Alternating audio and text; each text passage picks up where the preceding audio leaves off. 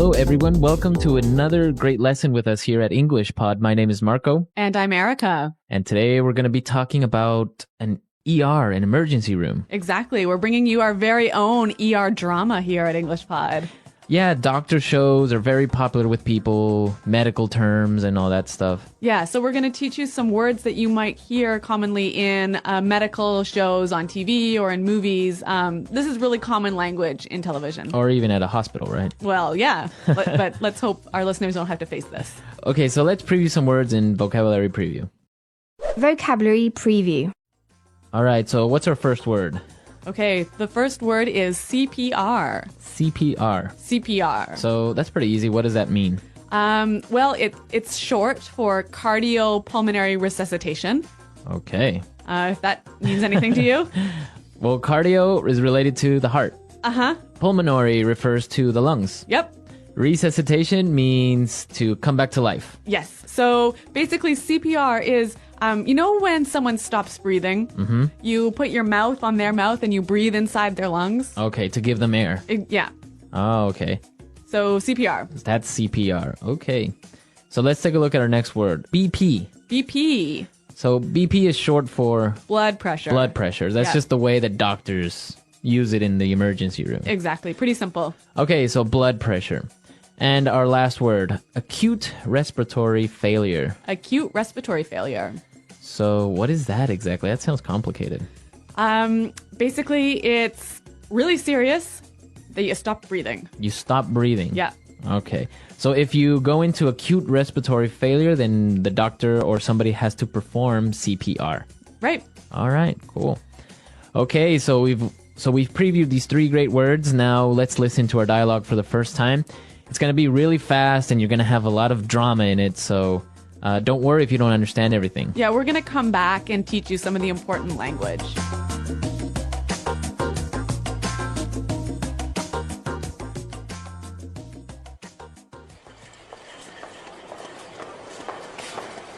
Help!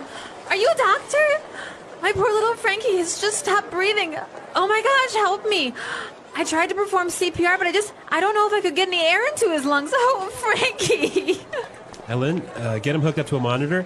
Somebody page Dr. Hauser. Get the patient to hold still. I can't get a pulse. Okay, he's on the monitor. His BP's falling. He's flatlining. No! Frankie! Doctor, do something! Someone get her out of here. Get me the defibrillator.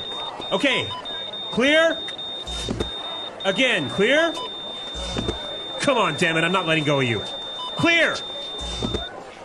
I got a pulse. Okay, what's happening? Patient is in acute respiratory failure. I think we're going to have to intubate. All right, tubes in. Bag him. Somebody give him 10 cc's shot of adrenaline. Let's go. People, move, move.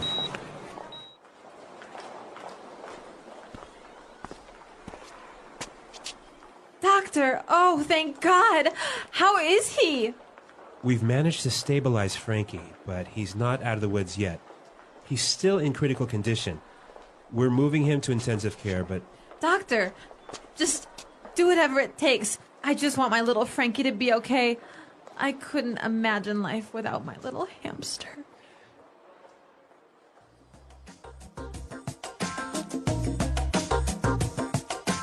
Wow, so much drama over a little hamster. Yeah, a little pet, hey? A little pet, the little hamster. Well, you know what? I can relate to this owner, and I'm going to tell you a little bit more about that later. Yeah, I know you have a really good story about this. Yeah, but in the meantime, let's look at some great language in Language Takeaway.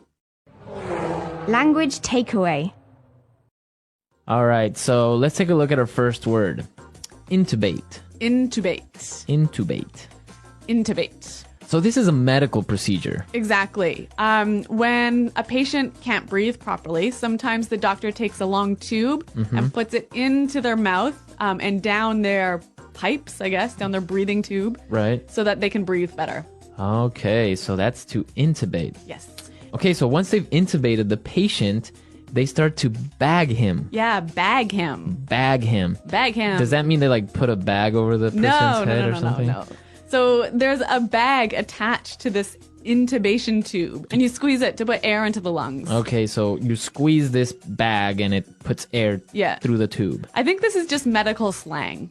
Yeah, I guess backhammer. Yeah, but you hear it all the time on TV, so it's Right. important our listeners know it. Okay. Let's look at our next word. Critical condition. Critical condition. Critical condition. The patient's in critical condition. This condition means it's serious. Right. If a patient is in critical condition, they're either really, really hurt or really, really sick, and they could die pretty soon. Okay. So you don't want to be in critical condition. No. Let's take a look at our next word. Stabilize. Stabilize. Stabilize. Stabilize. So when the doctors stabilize a patient, they take that patient out of danger. Exactly. When a patient is stabilized, they probably won't die in 5 minutes. Okay. But they could still be really sick. They could be in critical condition, right? But it's under control. Exactly. Okay. Yeah. Stabilize. Let's look at our last word. ICU. ICU. ICU. Intensive care unit. Okay, that's what it means. Intensive care unit. Yep. So that's the place where patients who are in critical condition are taken. Right. So what's the difference between an ICU and a regular room? Well, I don't know. I've never been in one. But I think like patients are monitored regularly. And I think there's, maybe there are more nurses and fewer patients. There's just a higher level of care. A higher level of care. Yeah. Okay. Okay, so it's time for us to listen to our dialogue again. Now try to catch all of these medical terms that we've just talked about, and then we'll come back and explain a few phrases. Help! Are you a doctor? My poor little Frankie has just stopped breathing. Oh my gosh, help me. I tried to perform CPR, but I don't know if I could get any air into his lungs. Oh, Frankie. Ellen, get him hooked up to a monitor. Somebody page Dr. Hauser. Get the patient to hold still. I can't get a pulse. Okay, he's on the monitor. His BP's falling. He's flatlining. No! Frankie! Doctor, do something! Someone get her out of here. Get me the defibrillator. Okay, clear? Again, clear? Come on, damn it, I'm not letting go of you. Clear! I've got a pulse. Okay, what's happening? The patient is in acute respiratory failure. I think we're going to have to intubate. All right, tubes in, bag him. Somebody give him 10 cc's shot of adrenaline. Let's go, people, move, move. Doctor, oh, thank God. How is he? We've managed to stabilize Frankie, but he's not out of the woods yet. He's still in critical condition. We're moving him to intensive care, but... Doctor, just do whatever it takes. I just want my little Frankie to be okay. I couldn't imagine life without my little hamster. Okay, so there are some really good phrasal verbs in this dialogue. Yeah, a couple of good phrasal verbs. Okay, so let's take a look at these phrasal verbs in putting it together. Putting it together. All right, so what's our first phrasal verb today? Hook up. Hook up. Hook up. So to hook up. So when we talk about hooking something up, we are usually talking about electronics, right, Marco? Yeah, you usually hook up your TV or Yeah. your computer. Yeah. So why don't we listen to some examples of how we would use hook up? Example 1. I finally got a Nintendo Wii. Come on, help me hook it up to the TV. Example 2. I don't know how to hook up this new DVD player. Can you help me? Example 3. I just hooked up my new HD TV. Want to come over and watch a movie? Great. So you can see that there are a few different variations of this pattern here with the word hook up because it's a phrasal verb. Exactly. And I think the same patterns can apply to our next phrasal verb. Hold still. Hold still. Hold still. Hold still. So the doctor needed the patient to hold still. Right. To stop moving. Stop moving, exactly. Okay, let's listen to some more examples of hold still because, again, it's a really great phrasal verb that you can change up a little bit. Example 1.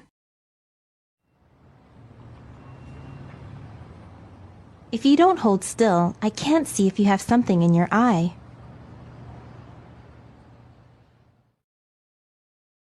Example 2.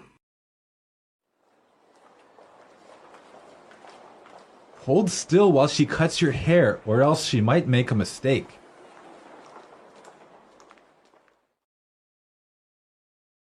Example 3. Hold still, you have a bee on your back. Okay, hold still. Great word. Yep. All right, one final phrase for you. Out of the woods. Out of the woods. Out of the woods. Out of the woods. So when someone's out of the woods, they're Free from danger. safe. Okay, safe. Yeah. I guess it's kind of a saying. Yeah. Like, I'm out of the woods. Yeah. I'm Yeah. free. I'm safe. I guess there are two variants of this phrase. We can say, I'm out of the woods, or we're out of the woods, or I guess we're not out of the woods yet. Uh-huh. Yep. So, okay. Out of the woods. Okay, so now it's time for us to listen to our dialogue again. And when we come back, Erica's going to tell us about her ER story.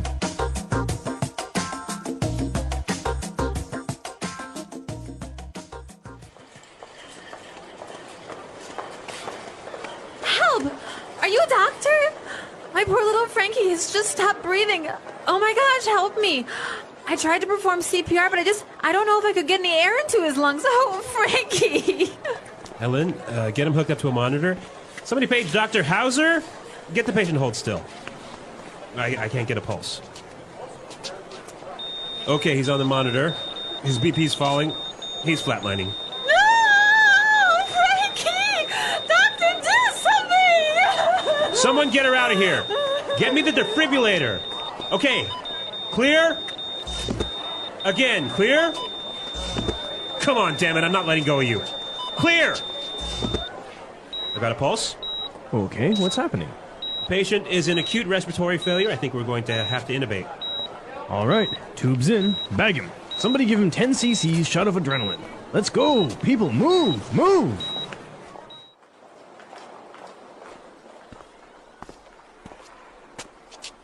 Doctor, oh, thank God. How is he? We've managed to stabilize Frankie, but he's not out of the woods yet. He's still in critical condition. We're moving him to intensive care, but... Doctor, just do whatever it takes. I just want my little Frankie to be okay. I couldn't imagine life without my little hamster.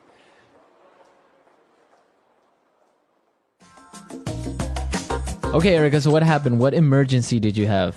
Well, it was with my cat. Your cat. Yes, I had some people over for dinner, and it was maybe 1:30 in the morning, and I went downstairs to let them out and show them where the taxis were. And then I came up and I saw that the cat was gone, and it turned out that the cat fell out of the window.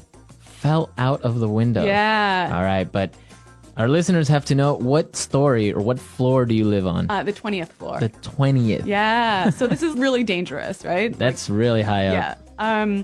So I went outside and I was calling for my cat and I was like, Mr. Finn, where are you? How did you know he fell out? I just knew. Yeah? Yeah. Mother's instinct. I guess so. And so he was calling back to me, and so I picked him up and brought him to the house, and then we had to bring him to the vet, and it was 2:30, 3 in the morning at this time, and the vet was like not very happy that we woke him up out of bed.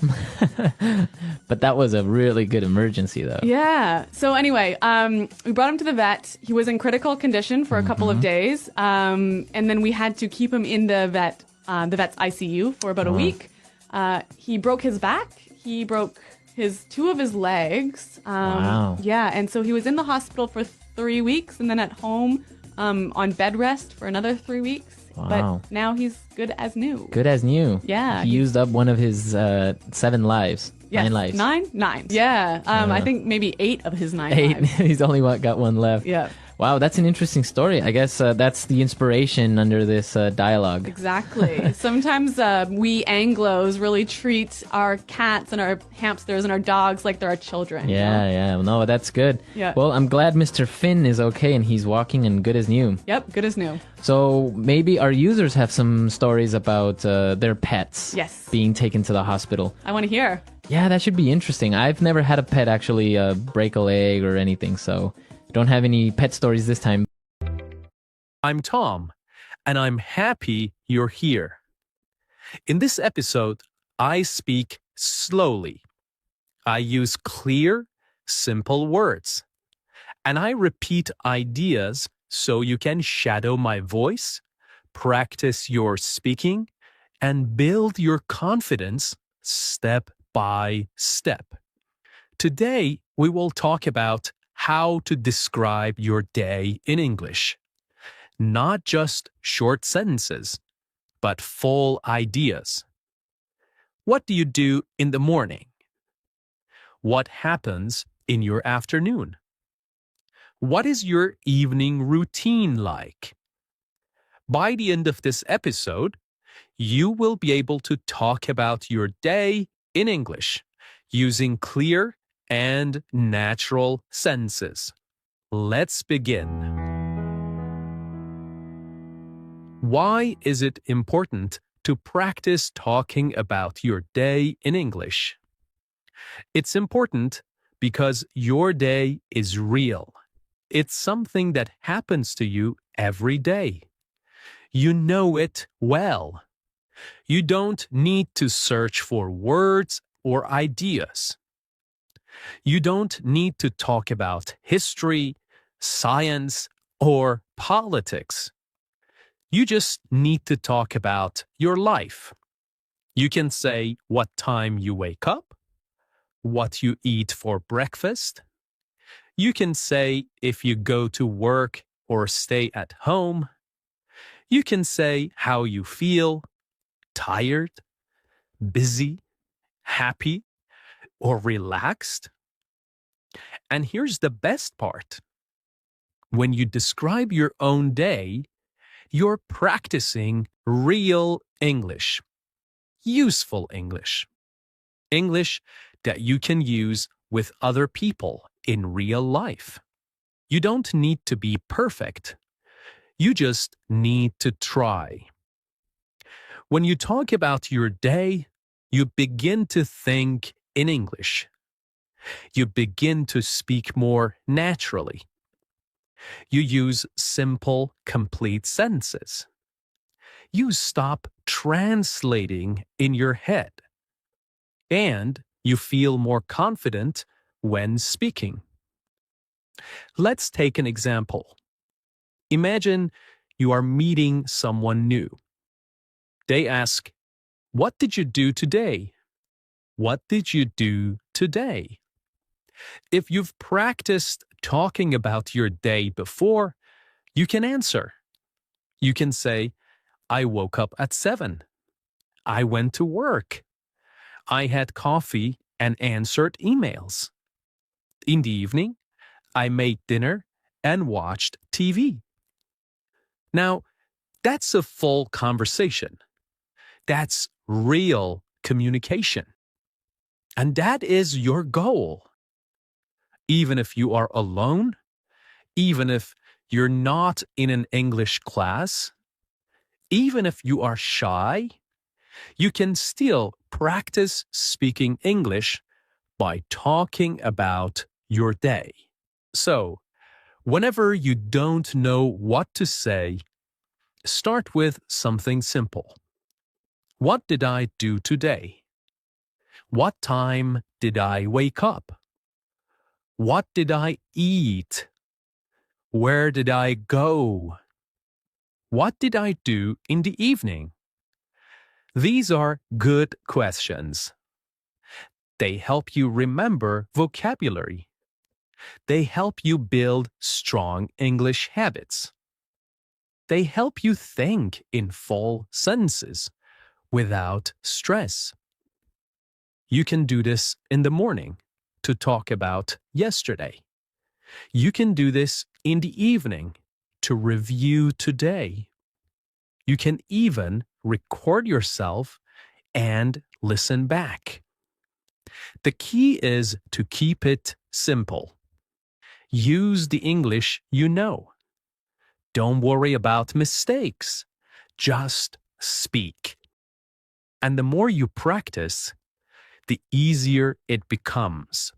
1 sentence today, 2 sentences tomorrow, a whole story next week.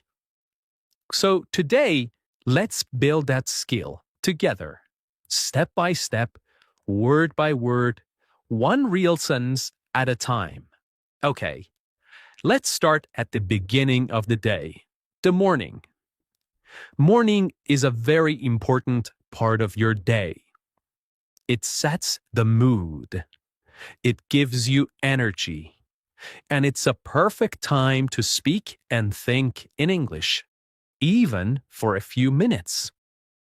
Now, let's practice some simple morning sentences together. Repeat each one slowly, just like shadowing. Let's go. I usually wake up at 7 o'clock. Now you repeat. Sometimes I wake up earlier, around 6:30, when I have a lot to do. Now you repeat. If I sleep late, I feel tired the next morning. I stay in bed for a few minutes and think about my day.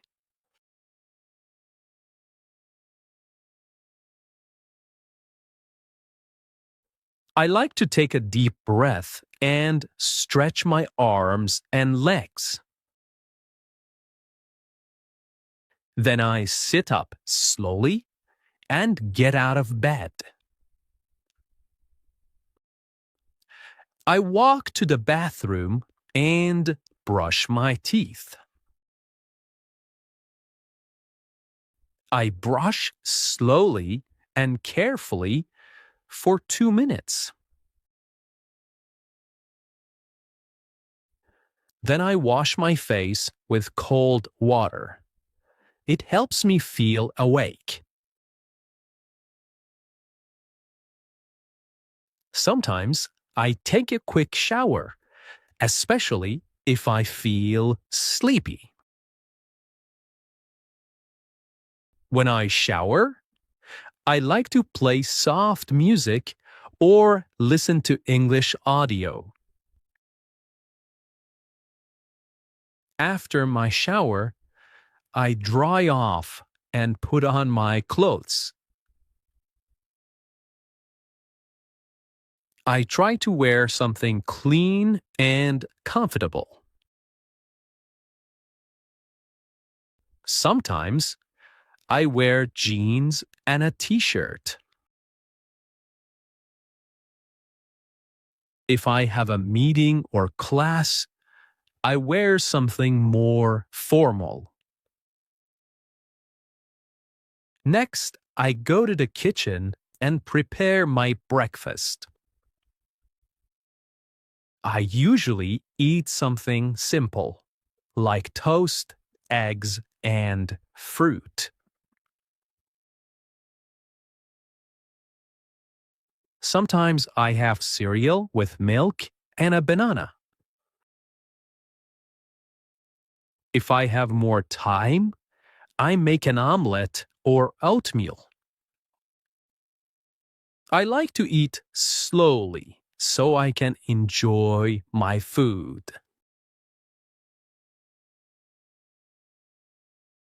I drink coffee most mornings. Sometimes I drink green tea because it feels light and fresh. While eating, I sometimes watch a short video or check the news. Other days, I just enjoy the quiet and listen to birds outside. Before I leave the house, I check my phone. I look at the time and read my messages. I check my calendar to see if I have any meetings or appointments. I pack my bag with everything I need: my phone, notebook, keys, and water bottle.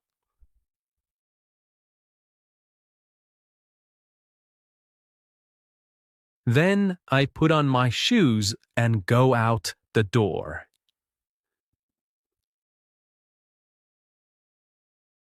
Okay, let's shadow a story.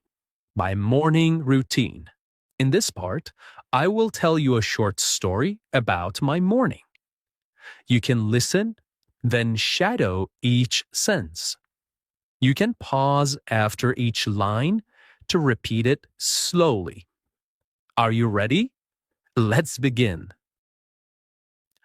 In the morning, I usually wake up at around 7 o'clock. Sometimes I wake up earlier if I have a lot of things to do.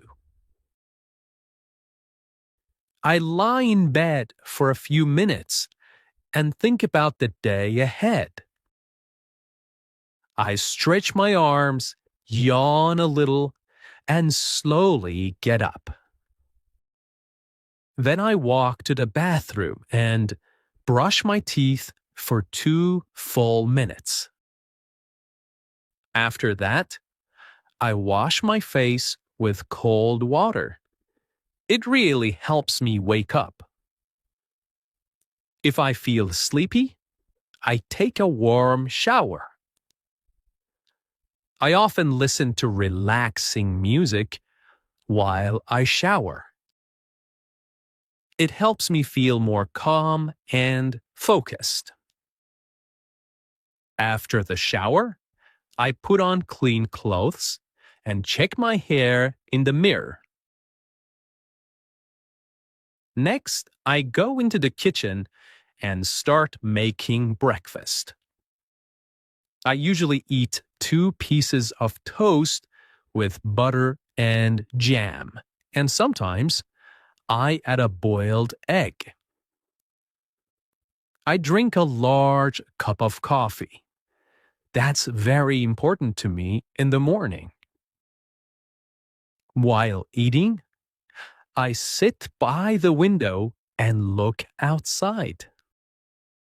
Sometimes I hear birds singing, and I enjoy the peaceful moment. Before I leave the house, I check my phone. I look at the time, my to-do list, and my schedule for the day. Then I prepare my bag. I make sure I have everything: my phone, my wallet, my notebook, and sometimes a snack. Finally, I put on my jacket and shoes, open the door, and step outside to begin my day. Okay, let's say a few final practice sentences together. Again, you can repeat right after me. Every morning is a little different,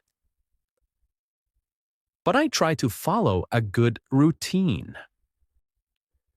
When I start my day with English, I feel more focused.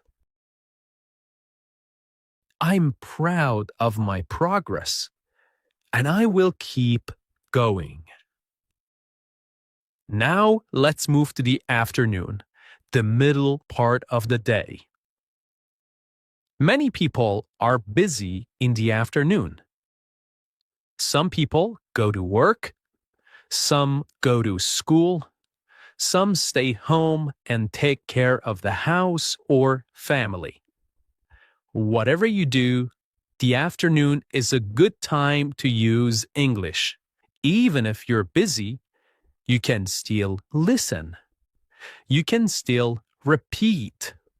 You can still practice, even for just 5 or 10 minutes. Let's learn some common sentences together. Try to repeat after me, slowly and clearly.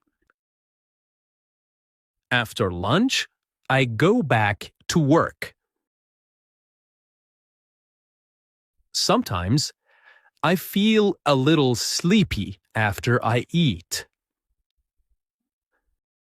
I check my emails and answer the important ones first. I often read messages from coworkers or classmates. I usually have 1 or 2 meetings in the afternoon. Sometimes I meet with a client or my manager to talk about tasks. If I work from home, I sit at my desk and open my laptop. I type reports or prepare presentations. I also look at my calendar to see what I need to do next. I like to keep my desk clean and organized. It helps me think clearly. I usually take a short break around 3 o'clock. I make a cup of tea or drink some water. Sometimes I eat a small snack, like fruit or a biscuit. If I have time, I go for a short walk to get fresh air. Even 10 minutes outside helps me feel better. If the weather is nice, I walk around the block or sit in the sun. When I have free time in the afternoon, I study English. Sometimes I listen to a podcast while I take a walk. Other times, I read a short article or a story online. I also watch slow English videos to help with listening. I repeat short phrases out loud to practice speaking. Shadowing helps me speak more fluently and clearly. Before I finish work, I write down what I did. This helps me stay organized and ready for the next day. Sometimes I write one new word I learned today. I like to review my English notebook before I stop for the day. I will now tell you a story about my afternoon. You can listen, pause, and repeat after me. Try to copy my rhythm and tone. This is a great way to shadow and learn. After lunch, I usually go back to my desk to continue working. I check my emails and write a to-do list for the afternoon. I often have a video meeting with my team. We talk about what we finished in the morning and what we will do next. The meetings are usually short, about 30 minutes. After the meeting, I take a short break. I walk to the kitchen and make a cup of tea or black coffee. I drink slowly while standing near the window. Sometimes I step outside for some fresh air. If I have free time, I use it to study English. I usually listen to a podcast like this one or read a short story. Sometimes I watch a video where the speaker talks slowly. I pause the video and repeat the sentences. This is shadowing. It helps me speak more naturally and understand better. Before I stop working for the day, I write down a short summary of what I did. I also write one sentence in English to describe how I feel. For example, I finished all my work today and I feel proud. I didn't study much today, but I will try again tomorrow. This helps me reflect and stay motivated. Okay, now it's your turn. You can pause this episode for a moment. Try to talk about your afternoon, just like I did. What do you usually do after lunch? Do you go to work? Do you go to class? Do you stay at home and rest or study? Use short sentences. It's okay if it's just 3 or 4 lines. The goal is to speak, not to be perfect. Okay, let's try some sentence starters together to help you speak. I will say the beginning of the sentences, and you try to complete them, okay? In the afternoon, I usually... very good. After lunch, I like to... Good job. Sometimes I feel... Well done. I usually take a break at... Perfect. Before the afternoon ends, I... Very good. Okay. The evening and night. Evening is a special time. A time to relax and review the day. Let's repeat some useful sentences. I come home at 6 o'clock in the evening. I take off my shoes and sit down for a few minutes to rest. I sometimes watch the news or listen to music to relax. I cook dinner or I order food if I feel tired. I eat dinner at the table with my family. We talk about our day and share stories.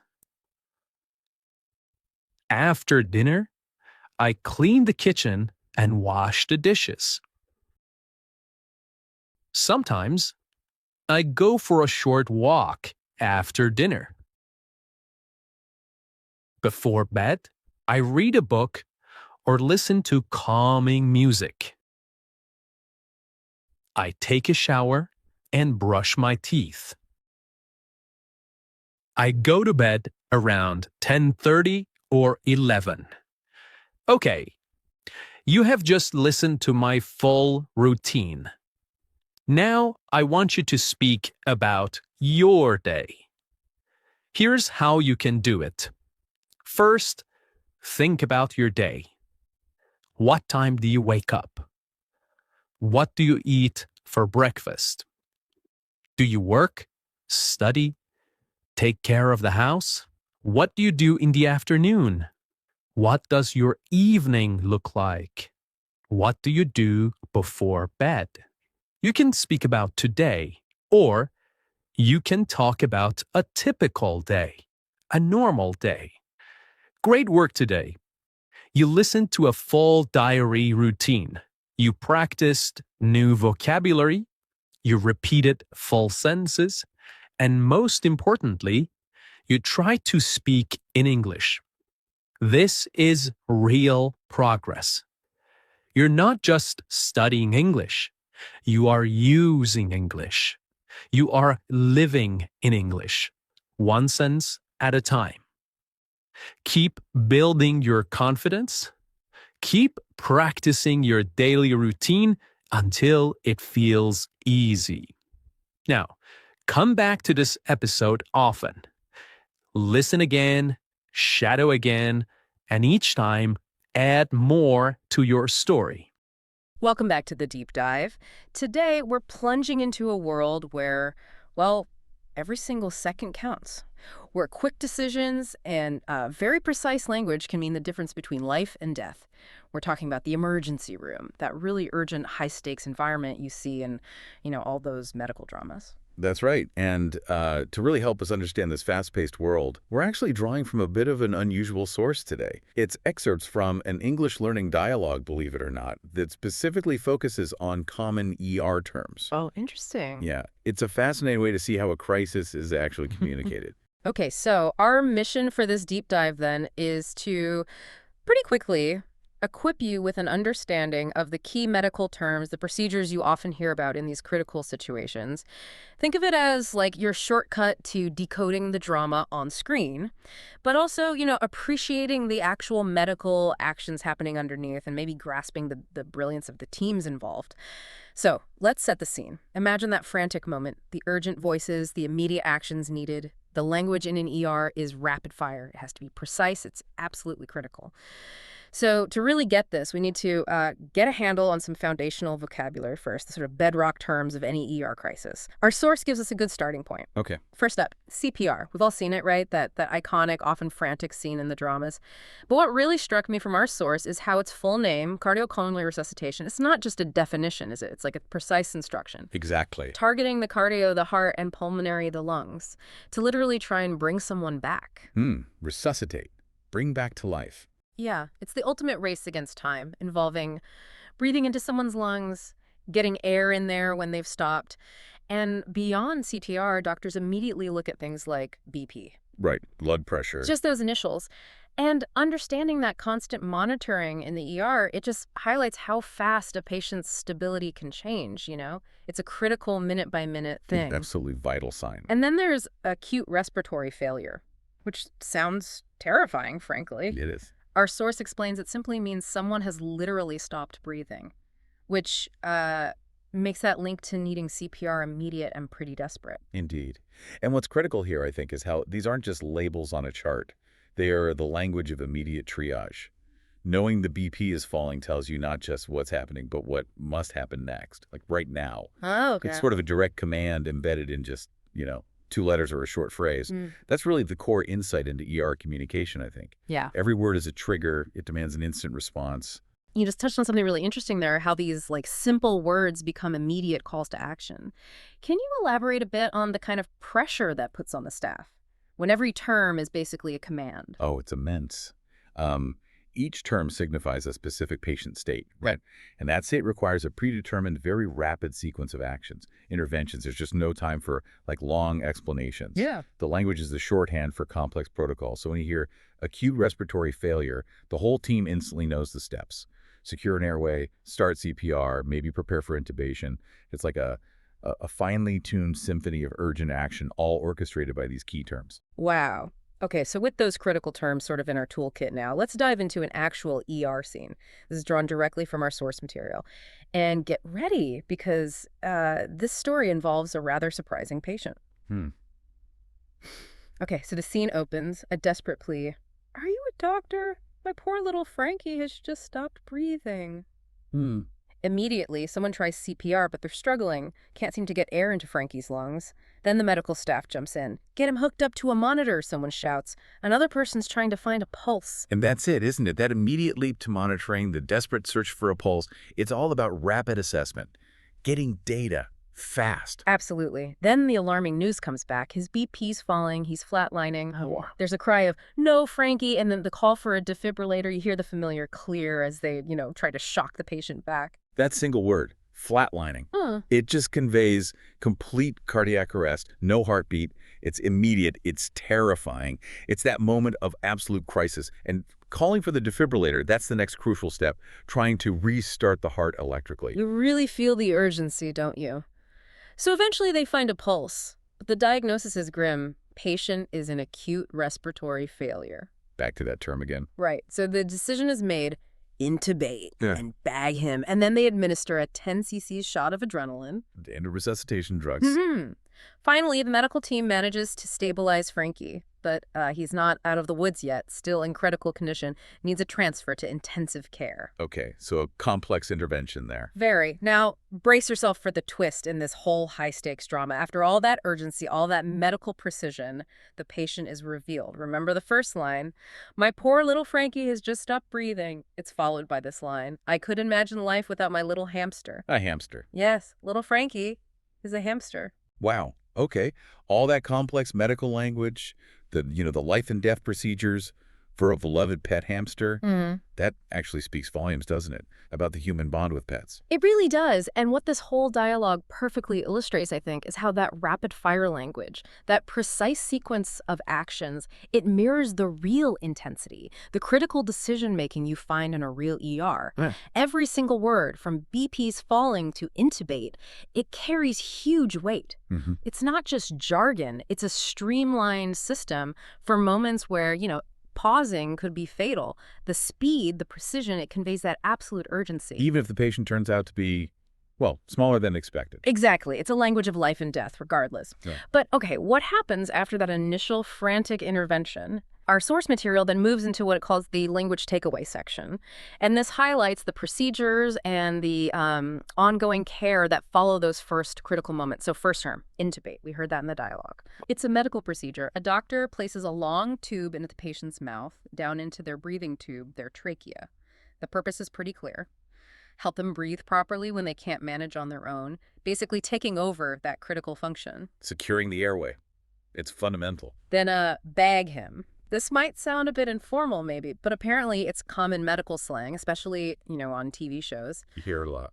Once a patient's intubated, there's this bag, like a manual pump, attached to the tube. So to bag him just means manually squeezing that bag to push air into the lungs. Right. It's often a temporary measure, maybe bridging them to a mechanical ventilator, a breathing machine. Got it. Okay, next phrase. Critical condition. We hear this one all the time in news reports and dramas. Very common. It means a really serious state. The patient is either severely injured or very sick, and crucially, their life is in immediate danger. It's like the highest alert level. It signals extreme instability. Right. Then following that, we have stabilize. So when doctors stabilize a patient, they've managed to bring them out of that immediate danger zone. Okay. Now, they might not die in the next, say, 5 minutes, but they could still be very, very sick, maybe still technically in critical condition.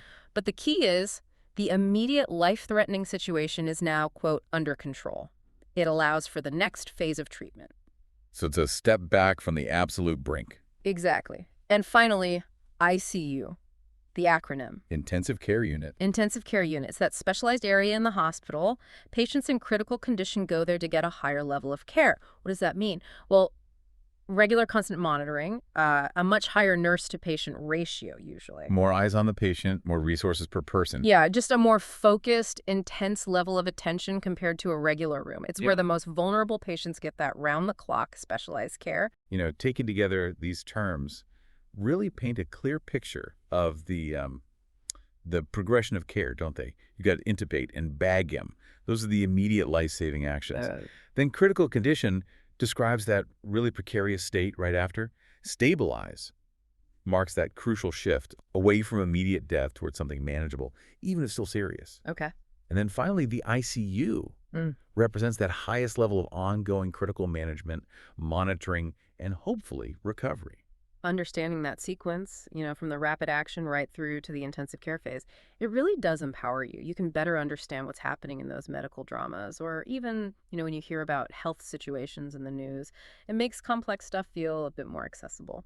Yeah, It definitely. helps you grasp the whole story of a patient's journey through crisis. That's a great way to put it. It really lets us appreciate the incredible precision, the urgency of critical care.